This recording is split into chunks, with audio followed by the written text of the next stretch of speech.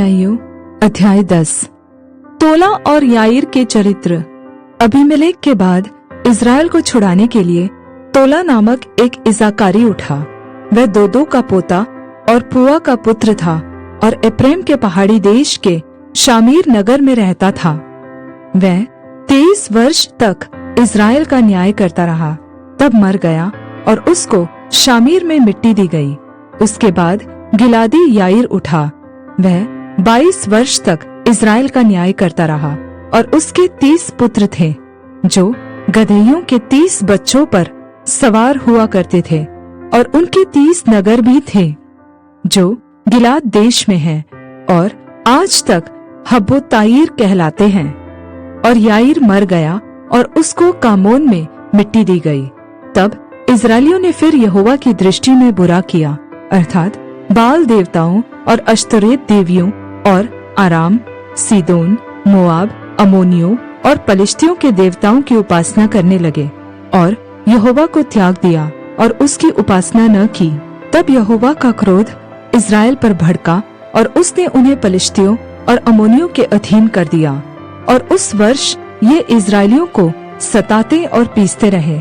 वरन यरदन पार एमोरियों के देश गिलाद में रहने वाले सब इज़राइलियों पर 18 वर्ष तक अंधेर करते रहे। अमोनी यहूदा और बिन्यामीन से और एप्रैम के घराने से लड़ने को यरदन पार जाते थे, यहाँ तक कि इज़राइल बड़े संकट में पड़ गया। तब इज़राइलियों ने यह कहकर यहोवा की दुहाई दी, हमने जो अपने परमेश्वर को त्याग कर बाल देवताओं की उपासना की है, यह हमने तेरे विरुद्ध महापाप किया है। यहोवा ने इज़राइलियों से कहा, क्या मैंने तुमको मिस्रियों, एमोरियों, अमोनियों और पलिश्तियों के हाथ से न छुड़ाया था? फिर जब सीदोनी और अमालेकी और माओनी लोगों ने तुम पर अंधेर किया और तुमने मेरी दुहाई दी, तब मैंने तुमको उनके हाथ से भी न छुड़ाया?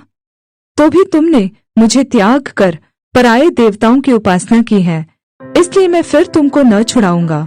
जाओ, अपने माने हुए देवताओं की दुहाई दो, तुम्हारे संकट के समय वे ही तुम्हें छुड़ाए।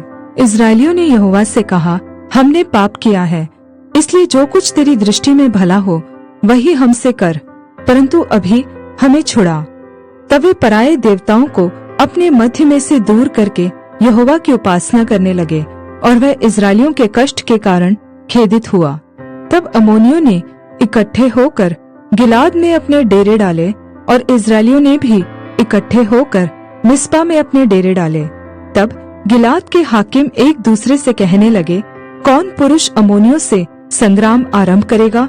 वही गिलाद के सब निवासियों का प्रधान ठहरेगा।